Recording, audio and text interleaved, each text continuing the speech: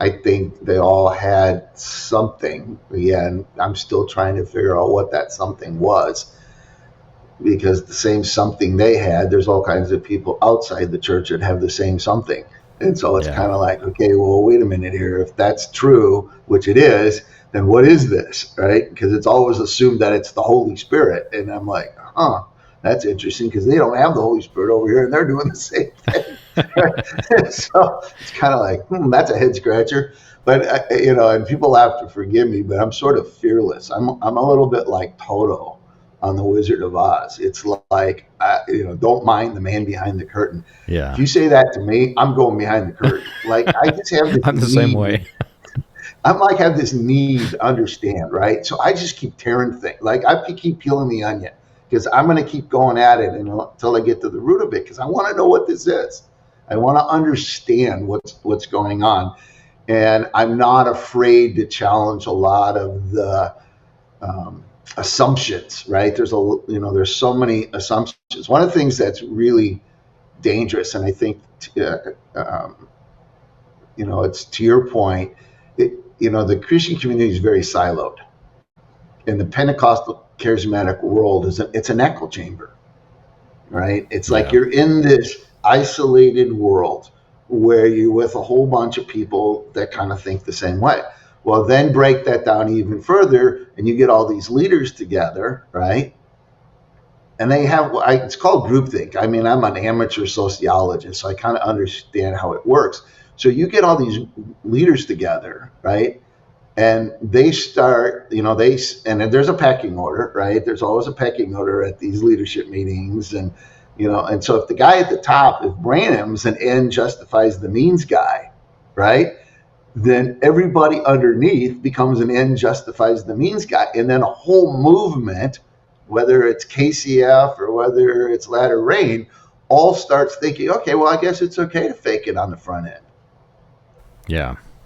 Right? And they'll keep faking it, right, until they think the real thing happens, right? And it's always, the thing I always heard was the angel's going to show up, That right? was We're waiting for the angel to show up. Yeah, that was the other thing that was really telling for me. You probably saw it too, and I'm curious to understand if Jed had the same experience. But these guys would make these claims, right? And they truly believe what it is they're claiming. That's the other odd thing.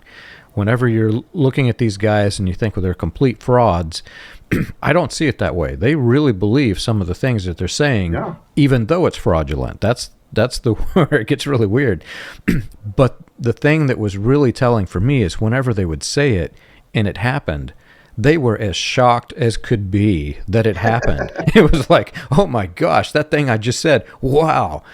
So you could clearly tell that before they said it, before they announced it to the people, they really didn't believe it themselves, but they said it, and then it was like they were trying to command it to happen. And then it happened, and they're like, oh, wow, did you see that? And when you're there to see all of this, it looks entirely different than if you only see the quote-unquote prophecy and the fulfillment. When you see all of it, you're like, I don't know about that, man. Well, to your point, when Mike and I started, right, like when he recruited me to come with him to Kansas City, and he's telling me about his experience in Egypt. He goes, well, I had this impression while I was in Cairo and blah, blah, blah, blah. And I'm like, okay, yeah, I'm tracking. Well, by time we get to the late 80s, now Mike had a word from God in Cairo. Yes. And I think you understand where I'm going with this, because these stories, right? But here's why, and this is what I'm saying. This was the hard thing for me to watch. It was like, as Bob Jones's influence on Mike it was no longer good enough to say, I had this feeling God was saying something to me. Two, now I have to say, God spoke to me I was taken to the third heavens. I had a dream. You know what I mean? The whole thing got, what's the word? It just got accelerated, or elevated into this whole thing where now Mike's a prophet, right? Yeah. Because he's wanting to, even though I got Paul Cain and Bob Jones telling me Mike's got zero discernment. like none. Like it's like doesn't even register discernment, right? And now suddenly Mike's got all these spiritual revelations, and I'm looking at this going, what's happening to my friend? That's what I'm saying. It was like he's had this addictive personality, and he became addicted to this thing. Well, it's the same thing with the prophetic guys on the other side, right? You know, it's like Bob Jones. When I first met him, all Bob Jones. This is what's so it's. And I almost could cry about this because it was so sweet. All he wanted to do was heal people. Like he Yeah. was just this blue collar dude, right? I mean, he was just a dude. Like he just wasn't special, and he didn't see himself as special, right? He just saw himself as this blue collar guy that somehow or another had this bizarre experience, and like he started knowing things, and he didn't really even understand why he did. He just know it started after he got struck by lightning, and whatever it is that he felt seemed to touch people's hearts, and that's what he wanted to do. Like he wanted to heal people. The minute he got connected with Mike, and Mike started to put him on a platform because Mike needed to elevate Bob Jones, right? To what? Elevate himself. That's what, Yeah. that's the equation that people don't fully understand. It's the same thing if you go back and study history. In every civilization, you have government and you have religion, right? And so it's always the king and the pope, the king and the high priest, king or whatever, king and the prophets. And it's like these are the two power structures, right?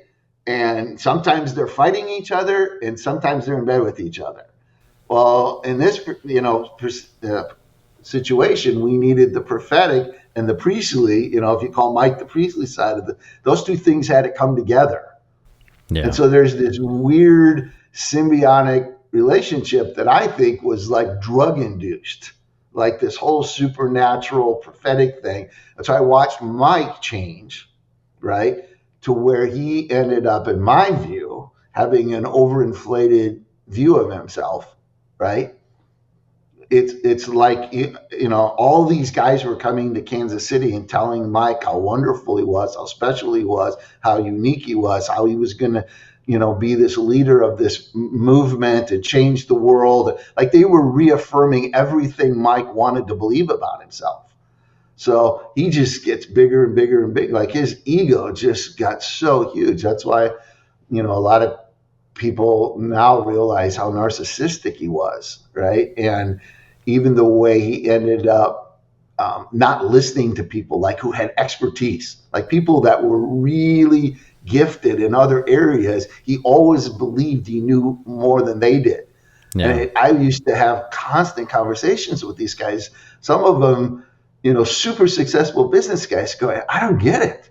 I don't understand. I say, there's no room for you in his soul. Like his ego is so big, there's no space for anybody else, right? And then you see Bob and Paul and all those guys, so desperate themselves, and Mike's putting him on a stage, and they're all thinking this is wonderful, not realizing they're being used.